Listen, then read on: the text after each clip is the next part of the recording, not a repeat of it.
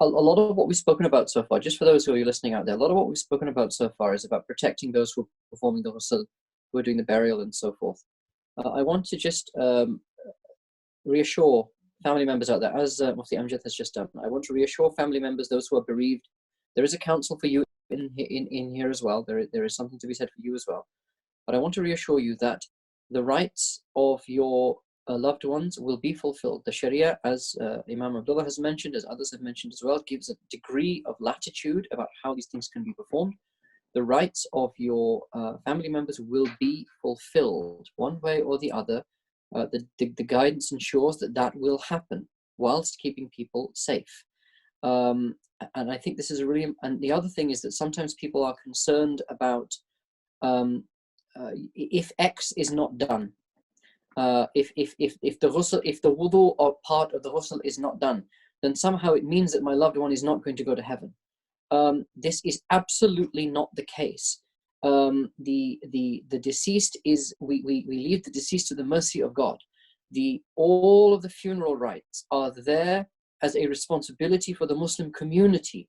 The deceased in reality is not in need of these things. It is the responsibility of the community to fulfill this. So we have ensured that this will occur one way or the other, using all of the different opinions, as required to ensure that this is done. But do not think that your loved ones are going to suffer because of suffer in the hereafter because of coronavirus, because there has been some relaxation of some of these responsibilities. That is absolutely not the case, and I don't want anyone to think that. And also, please do not put additional pressure on those who are performing the funerals to do X, Y, and Z. They may simply not be able to, and they are under a huge amount of stress and a huge amount of pressure. They are also human beings, and for a lot of this is a voluntary task.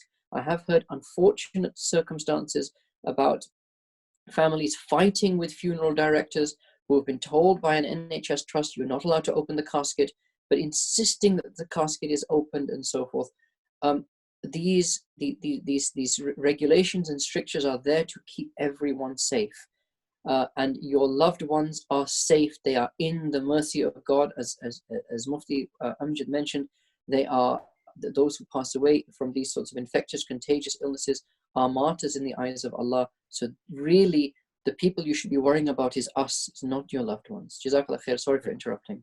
Jazakallah khair. And really, really important point that all these different rituals and the rites is a duty upon the living, the Muslim community. Once someone has passed, they've gone to Allah subhanahu wa ta'ala. Allah subhanahu wa ta'ala is the most merciful and the most kind. And in the guidance, we emphasize this very emphatically, very, very clearly, that whatever happens in terms of the rites, that Allah subhanahu wa ta'ala will embrace that person with his mercy, his infinite rahmah, inshallah. I want to bring in Dr. Hisham on that point, actually. The BBSI, just to reiterate, BBSI is a broad mosque. I'm not going to say broad church, but a broad mosque that embraces and celebrates diversity within the Muslim community, at least in the Sunni Muslim community.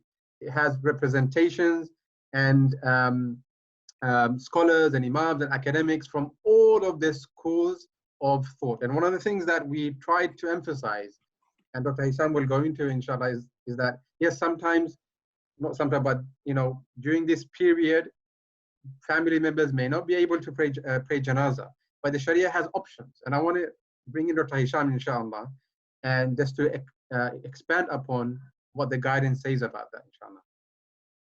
So thank you to Dr. Asif for reinforcing that point, and to Imam Abdullah just now. Just as a slight footnote to that, for those of family members that are watching that feel that they themselves aren't going to be doing what they're required to be doing, the Sharia is very clear. If you would have gone and you were kept from doing so, then you were rewarded for that. It's as simple as that. And we carry out these forms in accordance with the Sharia, and we don't carry them out in accordance with the Sharia. And it's not the carrying out that matters. we're never going to bring those acts into existence. This is a very important theological point. You are not going to be bringing those acts into existence. That's Allah subhanahu wa ta'ala. What's upon you is to fulfill what you are able to do according to the Sharia. Alhamdulillah, the Sharia has allowed for different ways in which that might be able to be the case, even if you're not able to go. So one of the things that we put into the guidance, for example, which applies to the Janazah, there will be people who will be very, very hurt that they cannot go to the Janazah of their loved ones, of their friends and their families. And if they were able to go, then they would have gone. Simply by that alone, then they are given the reward of the Janazah prayer, inshaAllah. But in addition to that is a practice that exists within our tradition, within Sunni Islam, that is recommended as mandub according to the madhab of Imam Shafi'i, and it's also permissible in the Hanbali madhab, which is called Salat al-Ghaib, okay, which is what happens when your family members might have passed away far away from you. You weren't able to get there in time. It's not possible.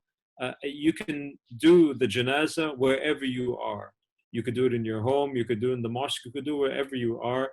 And the procedure in doing so is exactly the same as the janazah prayer, as though you were standing in front of the body. There are only two things that differ. One is that obviously the body will not be in front of you. And the second is that you are then not intending to fulfill the fard kifaya when you make the intention to carry out the prayer. Your intention becomes obviously salat al-ghaib.